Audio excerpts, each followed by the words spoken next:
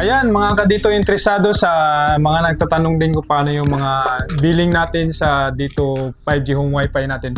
So ito naman, ipapakita lang namin sa inyo yung dito app kung paano tayo magbayad sa ating pangalawang payment. Sa dito app ko, meron tayong unlimited data.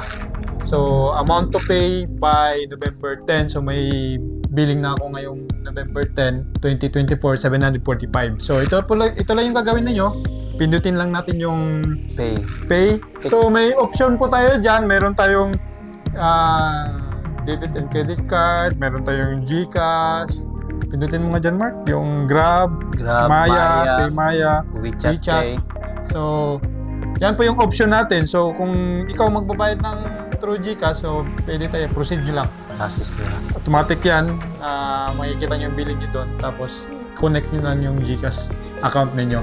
So, makikita rin natin dyan, meron tayong payment history para meron tayong background kung ano yung mga... Kasi ako parang nasa pangatlong buwan ko na itong na payment yata. Check natin. Sa 6 months na payment natin. So, meron tayong payment history natin. Makikita natin yan sa billing natin. Yung July, nagpa-connect kami. So, yung unang bills payment natin, papasok po yun. Magbabayad po tayo sa installer. Yes. Or may option tayo through GCash. Door to door, 1,490. So, dahil lang ako si dito na may promote valid for 6 months, for the first 6 months na 745. So, makikita natin sa sunod na billing, bakit nagulat kayo, bakit bills payment natin is 149 na lang. So, actually, dapat 745 pa rin yan siya. Pero, meron kasing cut-off si dito. Yes. So, dahil siguro hindi tayo pumasok doon sa cut-off, ito lang muna ang binabayaran natin, 149. 149. So, after that, September, di ko alam kung bakit there's no payment made for this month. Pero alam ko hindi naman ako naglampas sa billing. So, siguro nakakonect sila itong August at September. So, next payment niya, ngayon yung billing ko is 745 na for the month of November. So, ganun lang po yan. Makikita nyo naman dito, meron din siyang resibo.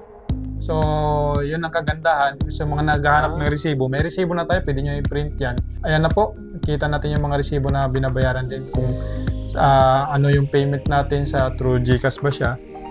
Yan po yung kagandahan na hindi na tayo pupunta dun sa physical store para magbayad. Yes. Huwag nyo lang kaligtaan yung due date ninyo. Due date natin kasi pag nakaligtaan natin, automatic makakat yun. Pero as long na binayaran mo kagad, babalik kayo naman kagad. babalik agad yung internet. I-restart lang natin or bunutin natin. Plug and play lang naman si dito eh. So, yan ang na-experience natin. Meron din mga nakalimot sa password. Dapat yun, kasi mag-i-email yan sa inyo.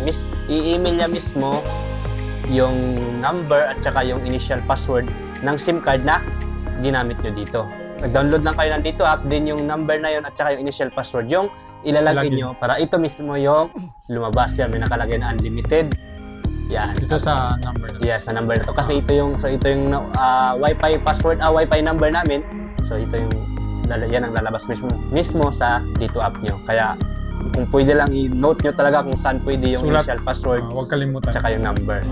Huwag talagang kakalimutan yun. Pag nakalimutan naman, may access pa rin naman tayo. Mag-send naman ng code doon sa number na yung register natin. Yes. Kung ano yung number na ginamit. So, yun po yung kagandahan. Kasi marami nga nagtatanong regarding sa payment, nakalimutan nila yung password, hindi na nila alam kung paano nila buksan yung dito app nila para magbayad sana sila.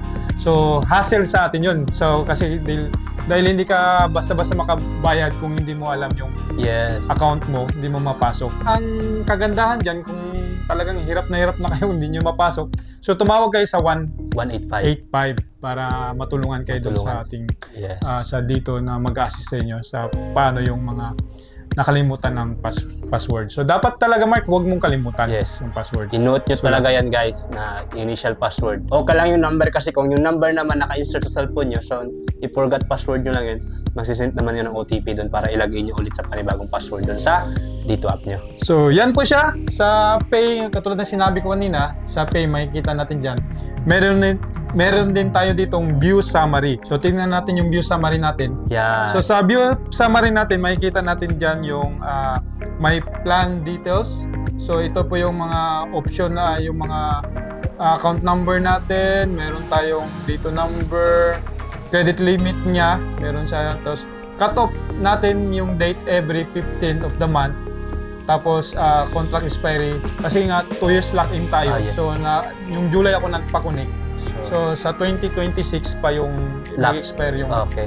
yung contract ko Yung sa contract. dito telco. Yan po, makikita rin natin dito yung bill summary natin.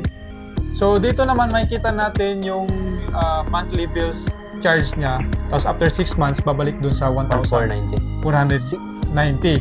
Yan naman din yung billing niya. Tama din naman yan. Yung usage naman, ang kagandahan dito, makikita nyo yung usage nyo kung gano'n Yes. ilang gig na yung nagagamit nyo. Sa ako, marami kaming gumagamit actually. Pero naka 48 gigabytes na. Ito, itong month na to siguro. Yes. Oh, yan yung monthly na. Kasi nung July, ilan pa lang yung nagamit. Nung August, almost 300 gigabytes kami. Yes. So, marami-rami na yun. Kung data cap ka, kasi Kulang. tayo marami tayong gumagamit. Hindi, kung naka-data cap ka na ilan lang kayo sa bahay nyo, hindi kayo Pwede masyado. na. Sabagay. Sulit na yung 200 Sulit na yung gigabytes. gigabyte. So, pasok naman siya. Kasi yung September, ilan lang nagamit natin sa 200 lang din eh. 200. Oo nga, no? So, 200 lang siya. So, kung dalawa lang kayo siguro sa bahay o hindi kayo masyadong gumagamit ng mga online, ano.